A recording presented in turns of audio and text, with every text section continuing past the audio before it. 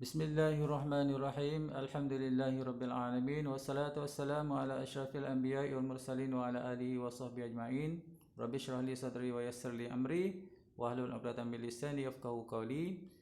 Para pelajar yang dirahmati Allah Subhanahu wa taala, Assalamualaikum warahmatullahi wabarakatuh. Alhamdulillah, kali ini kita dapat bersama-sama lagi dan insya-Allah pada hari ini kita akan belajar dalam bidang Al-Quran. Tajuk yang kelima, memahami sunnatullah. Kita akan memahamkan surah Ali Imran ayat 137-139.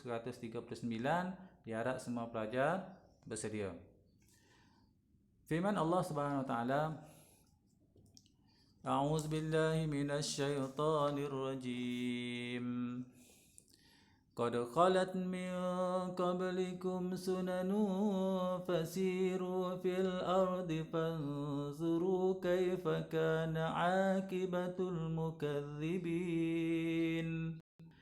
Hadza bayanun lin-nasi wa hudan wa mau'izatun lil muttaqin. ولا تهنوا ولا تحزنوا وأنتم الأعلون إن كنتم مؤمنين. Sadaqallahul azim. Maksud dia, qad khalat min qablikum sunan, sesungguhnya telah berlaku sebelum kamu sunnah-sunnah atau peraturan dan ketetapan Allah. Maknanya sebelum Rasulullah sallallahu alaihi wasallam telah berlaku ketetapan Allah terhadap umat-umat terdahulu. Ada umat terdahulu yang dimuliakan oleh Allah, ada umat yang terdahulu dibinasakan oleh Allah. Semuanya berlaku kerana sunnah Allah ataupun ketetapan Allah. Fasiru fil ardi fanzuru kaifa kana aqibatul mukadzibin.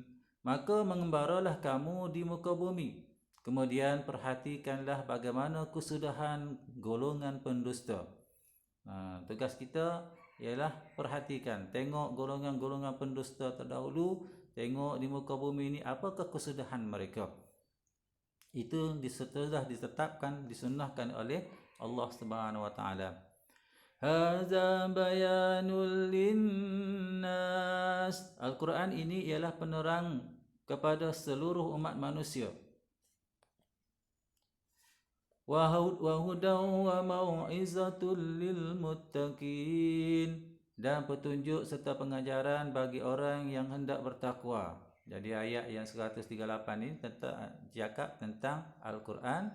Dia adalah pengajaran, ia adalah petunjuk dan penerang kepada orang yang hendak menjadi bertakwa. Wala tahinu wala tahzanu, dan janganlah kamu berasa lemah dan janganlah kamu berasa duka cita. Wa antumul a'launa in kuntum mu'minin, padahal kamulah orang yang tertinggi darjatnya jika kamu orang yang beriman. Jangan rasa lemah, jangan rasa duka cita.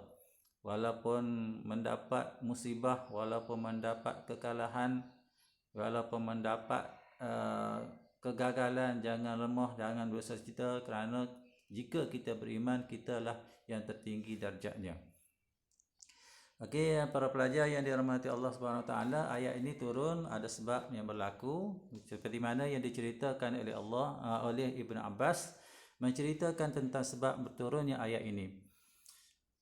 Ibn Abbas berkata, ketika para sahabat Nabi sallallahu alaihi wasallam mengalami kekalahan dalam perang Uhud, Rasulullah sallallahu alaihi wasallam berdoa, "Ya Allah, janganlah Engkau biarkan mereka menewaskan kami. Ya Allah, tiada daya melainkan kekuatan-Mu. Ya Allah, tiada lagi yang akan menyembah-Mu kecuali kumpulan kami ini, maka bantulah kami." Maka turunlah ayat ini. Ibnu Abbas cerita ayat ini turun dalam satu peristiwa di mana berlaku perang Uhud. Perang Uhud ini berlaku pada tahun ketiga Hijrah, di mana Rasulullah sallallahu alaihi wasallam dan kaum muslimin mengalami kekalahan. Apabila Rasulullah orang Islam mengalami kekalahan, Rasulullah rasa lemah, Rasulullah rasa duka cita, lalu mengadu kepada Allah Subhanahu wa taala agar memberi kekuatan. agar membantu mereka yang seperti mana yang ada dalam doa yang dibaca oleh Nabi tadi. Okey, maka turunlah ayat ini yang menghendaki agar orang Islam jangan rasa lemah, jangan rasa duka cita. Terimalah sunnatullah, teringatlah sunnatullah, ketetapan Allah yang Allah tetapkan dalam peristiwa Uhud ni, orang Islam tewas. Okey, dan sunnatullah, ketetapan Allah itu berlaku kerana sebabnya. Kenapa orang Islam tewas pada waktu itu? Antaranya ialah kerana tidak hirau kepada nasihat Rasulullah sallallahu alaihi wasallam agar bertahan di atas bukit Uhud. Mereka turun nak membolot harta rampasan, tidak hirau nasihat Rasulullah, maka akibatnya disunnahkan orang yang lagu ni akan tewas. Okey, maka Allah turunkan ayat ini untuk memujuk Rasulullah dan orang Islam jangan rasa lemah, jangan rasa duka cita. Kerana kalau mereka beriman, merekalah orang yang tinggi darjat. Okey, tewas itu hanyalah dunia sahaja. Okey, diharap semua pelajar boleh faham ini. Okey, ayat sini cerita tentang sunnatullah, di mana Allah Subhanahu taala tetapkan sunnah. Sunnah Allah ni berlaku bukan sahaja zaman Rasulullah, sebelum Rasulullah pun berlaku sunnatullah. Okey, apa itu sunnatullah? Sistem dan peraturan yang ditetapkan oleh Allah Subhanahu taala terhadap semua makhluk dan tiada siapa yang boleh menghalang atau mengubah ketetapan tersebut. Sunnatullah ialah sistem. Allah mentadbir alam dunia ini ada sistemnya, ada peraturannya, dan Allah sudah tetapkan semua yang berlaku ni kepada semua makhluknya. Okey, selain daripada Allah kita namakan sebagai makhluk. Semua yang berlaku sudah ditetapkan oleh Allah Subhanahu taala dan tiada siapa yang boleh menghalang. Kalau Allah tetapkan, tidak ada orang yang boleh halang. Tidak ada orang siapa yang boleh mengubah ketetapan tersebut. Okey, macam dalam perang Uhud tadi, Allah tetapkan orang Islam tewas, tidak ada orang yang boleh halang, tidak ada orang yang boleh ubah. Kadang-kadang Allah tetapkan menang. Cuma kita kena faham elok-elok tentang konsep sunnatullah ini. Jangan salah faham. Okey. Sunnatullah. Okey, kita kena faham konsep sunnatullah. 3 benda yang diminta faham kepada kita ini. Yang pertama, sunnatullah bersifat tetap dan kekal dengan izin Allah Subhanahu Wa Taala. Okey, ketetapan Allah itu tetap dan kekal, tidak ada yang boleh diubah. Okey, tidak ada yang boleh diubah, semuanya berlaku dengan izin Allah Subhanahu Wa Taala. Firman Allah Subhanahu Wa Taala, sunnatullahi fil ladzina khalau min qabl wa lan tajida li sunnatillahi tabdila.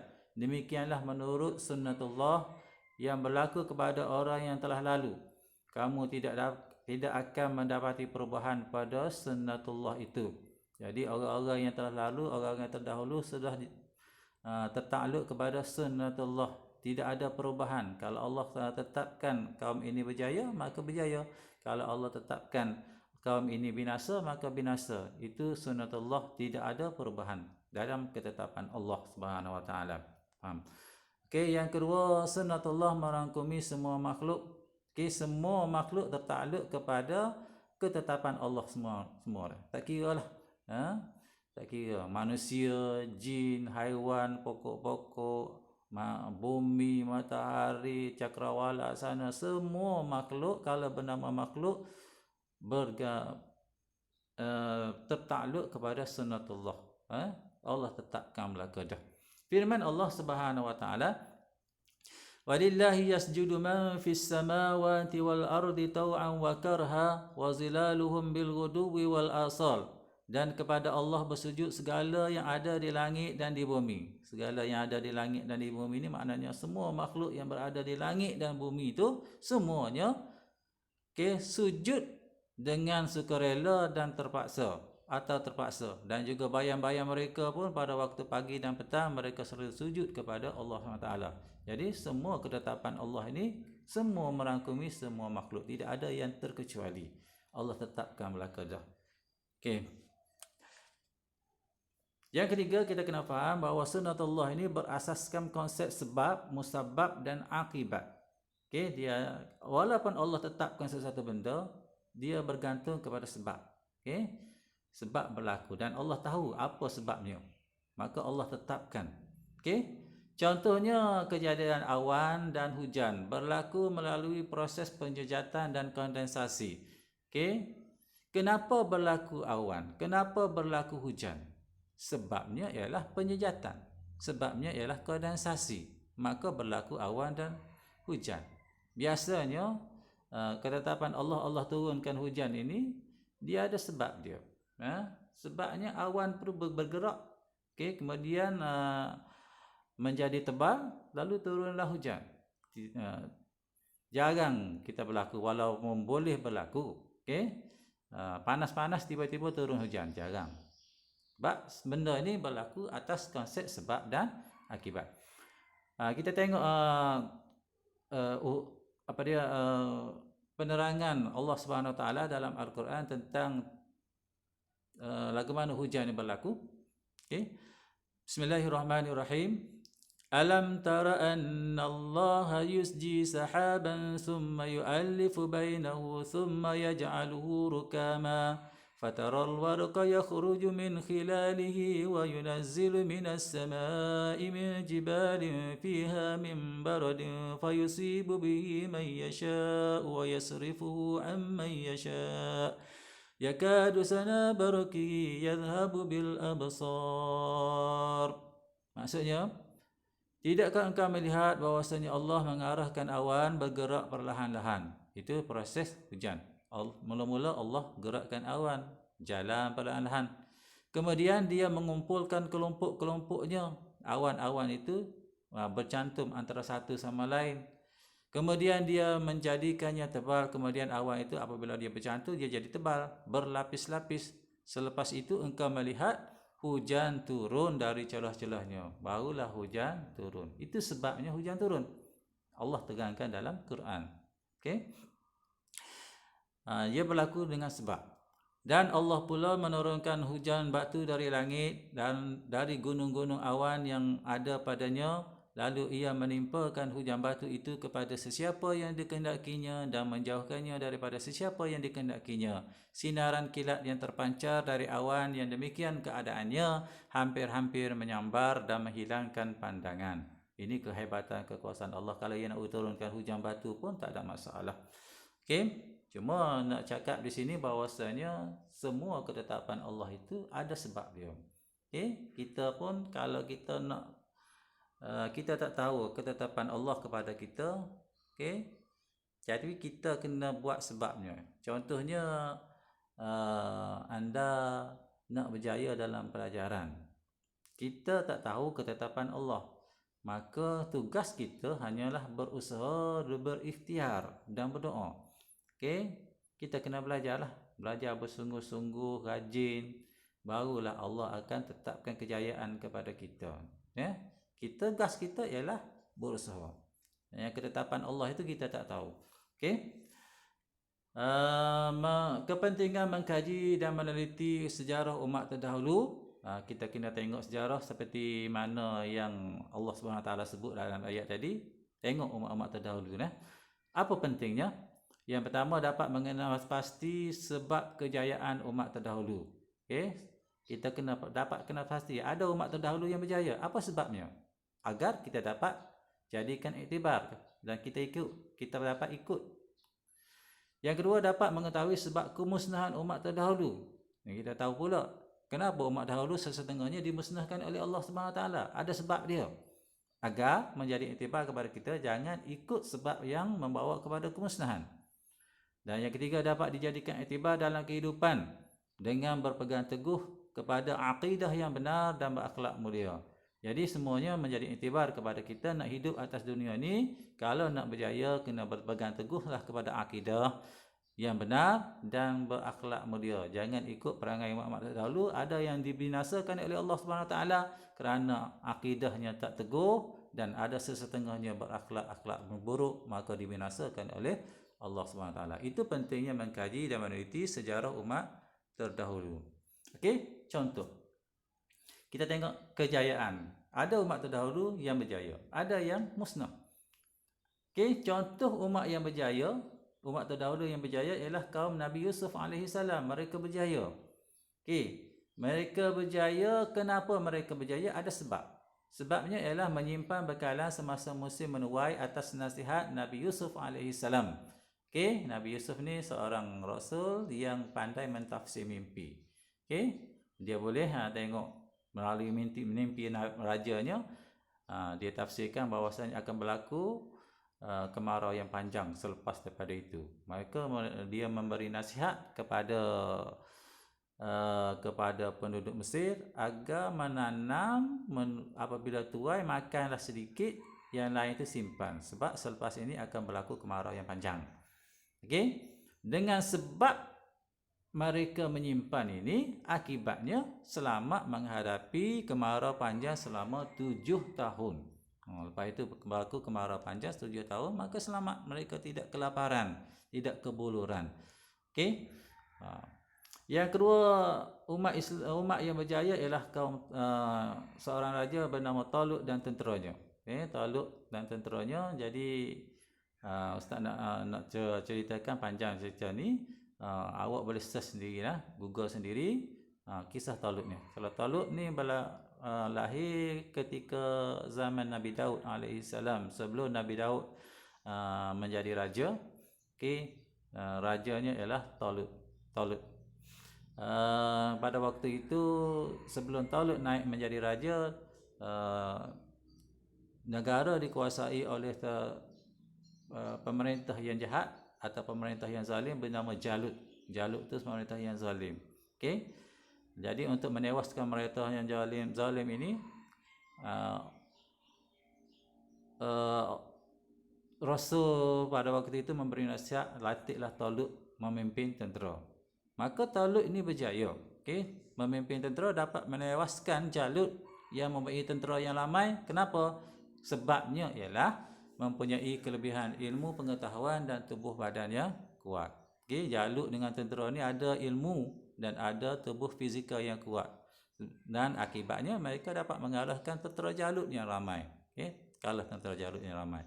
Jadi minta Google lah kisah Talut ni, baca elok-elok lah. Kemudian, okey, ini PowerPoint Ustaz ni ada sikit kesilapan yang minta ubah dah. Tajuk di atas tu contoh, yang kedua tu sebab kejayaan tu tukar kepada sebab kemusnahan. Silap tu. Sebab kemusnahan. Okey, kita nak tengok sebab kemusnahan umat terdahulu. Ada juga umat terdahulu yang dimusnahkan oleh Allah Subhanahu Wa Taala. Contohnya kaum Samud. Kaum Samud ini ialah umat Nabi Saleh alaihissalam, dimusnahkan oleh Allah Subhanahu Wa Taala. Kenapa? Sebabnya ialah angkuh dan juga tuduh Nabi Saleh ni pendusta. Dia angkuh, dia tuduh Nabi Saleh ni pendusta. Lalu ketetapan Allah, orang lagu ni perlu dibinasakan. Maka dibinasakan oleh Allah Subhanahu Wa Taala dengan menghantar petir dan gempa bumi yang dahsyat. Musnahlah kaum Samud. Yang kedua, kaum Nabi Lut alaihissalam. Okey, umat Nabi Lut alaihissalam yang terkenal dengan berakhlak yang buruk, iaitu mengamalkan homoseks. Okey. Lalu sebab dia mengamalkan, ingkar perintah Allah dan mengamalkan homoseks ini, membawa kepada akibatnya ketetapan Allah ke atas mereka dibinasakan. Dibinasakan dengan apa? Dengan diterbalikkan bumi tempat mereka tinggal. Okey? Ini ketetapan Allah itu berlaku kerana ada sebabnya, ada akibatnya, ada musababnya. Okey, dan membawa kepada akibat dimusnahkan oleh Allah SWT. Okey. Ini kena faham elok-elok. Okey, kesan memahami sunnatullah. Apabila kita faham elok-elok sunnatullah ini, apa kesan kepada diri kita? Yang pertama, meyakini bahawa setiap yang berlaku dalam kehidupan mengikut ketetapan dan kehendak Allah SWT yang maha bijaksana. Jadi kita yakinlah dengan kita faham ni, semua yang berlaku atas kehidupan kita ni Tuhan dah tetapkan. Kenapa? Semuanya berlaku kerana kehendak Allah ni Tuhan dah tetapkan. Tuhan berlaku kehendak Allah ini kerana Allah ni maha bijak. Tuhan tetap ni dia bijak dan dia tahu dah kalau orang macam ni apakah kesudahannya. Okey, kita yakin dah semua yang berlaku adalah ketetapan Allah. Yang kedua, tugas kita ialah merancang strategi dengan teliti dalam setiap tindakan untuk mencapai kejayaan. Tugas kita ialah merancang. Okey? Yang menentukan ialah Allah Subhanahu Wa Taala. Okey, kita kena faham. Semua berlaku kerana ada sebab. Okey, kita kena cari sebabnya. Nak berjaya, sebab apa berjaya tu? Kena rajin, kena fokus, kena belajar bersungguh-sungguh. Itu. Maka untuk itu kita kena rancanglah kalau kita nak berjaya. Kerana kita sudah faham sunnatullah. Yang ketiga, menerima ketetapan Allah SWT dengan bersikap positif dalam setiap keadaan. Jadi setiap yang Allah tetapkan ini, kita kena terimalah. Kita kena positif. Semuanya kekuasaan Allah, Tuhan dah tetapkan. Allah Maha bijaksana. Kalau kita ditakdirkan gagal, maka kita terimalah kegagalan itu. Janganlah terlalu kita lemah dan berduka cita. Yang keempat, mengkaji dan menyelidiki kejadian alam untuk pembangunan dan kemajuan umat manusia. Tugas kita ialah kaji dan selidik alam ini untuk pembangunan. Itu tugas kita. Yang menjadi ketetapan adalah Allah. Okay? Tugas kita ialah kaji dan selidik. Yang seterusnya, apabila kita faham sunnatullah membentuk jati diri, kita akan jadi jati diri yang elok, okay? Yang kukuh. Jangan berperangai jahat macam kaum Nabi Lut tadi. Okey. Jadi diri kita dan juga semangat jihad yang tinggi dalam berdepan dengan cabaran kehidupan. Setiap cabaran kita tempuh dengan jati diri yang tinggi dan semangat jihad yang tinggi. Insya-Allah kalau kita faham betul-betul tentang sunnatullah. Okey, akhir sekali pengajaran ayat, jangan lupa letak di awal pengajaran ayat itu kita hendaklah. Okey, yang pertama kita hendaklah meyakini bahawa Allah SWT telah mengatur kehidupan manusia bersesuaian dengan peraturan dan ketetapannya. Kita kena yakin, okey, Allah atur kehidupan manusia. Okey, semuanya bergantung kepada sunnatullah. Yang kedua, kita hendaklah menjadi pengembara di muka bumi ini. Kita jadi pengembara, okey? Jangan duduk saja. Mengembaralah di muka bumi ini supaya dapat mengetahui dan menyelidik sunnatullah. Kerana kita tak tahu sunnatullah itu macam mana, maka kita kena berjalan selidik betul-betul. Okay. Yang ketiga, kita hendaklah mengkaji dan menyelidiki sejarah umat terdahulu agar menjadi pedoman dalam kehidupan kita. Dan dah cerita sejarah umat terdahulu ni dalam Al-Quran. Okay, kita kena kaji, kita kena selidik. Okay, kalau umat terdahulu itu berjaya, kita kena ikutlah apa yang mereka buat. Tapi kalau umat terdahulu itu dimusnahkan oleh Allah, jangan diulangi kesilapan itu. Okey, jangan ikut perangai mereka. Yang keseterusnya, kita adalah meyakini bahawa Al-Quran ialah petunjuk ke arah kebenaran bagi orang yang beriman dan bertakwa. Ada dalam ayat tadi cerita tentang Quran. Quran ini adalah petunjuk. Kita kena yakin betul-betul. Yang ketiga, ayat seterusnya, kita adalah menjauhi sifat lemah dan mudah berputus asa. Jangan lemah sangat kerana kita yakin dah semuanya adalah sunnatullah. Jangan berasa lemah, jangan mudah berputus asa ketika menerima ujian dalam kehidupan. Tak kira ujian macam mana pun, kita jangan lalu lemah. Jangan berputus asa. Okey? Seterusnya, kita adalah menjaga keimanan agar beroleh kedudukan yang tinggi di sisi Allah. Okey, jaga keimanan kita. Okey? Kerana sunnatullah, orang yang jaga keimanan, Allah akan tinggikan kedudukan dia di sisi Allah SWT. Dan esok insya-Allah kita akan dibalas dengan ganjaran yang hebat dalam syurga. Jadi Ustaz harap semua boleh faham tentang sunnatullah ini. Okey, semua yang berlaku adalah mengikut ketetapan dan peraturan yang Allah tetapkan kepada kita. Okey, kita hanya boleh berusaha dan berikhtiar. Okey, tugas kita berusaha dan berikhtiar kerana sunnatullah ni bertakluk kepada sebab musabab serta akibat. Okey, kalau kita nak berjaya, maka usahakanlah ke arah kejayaan.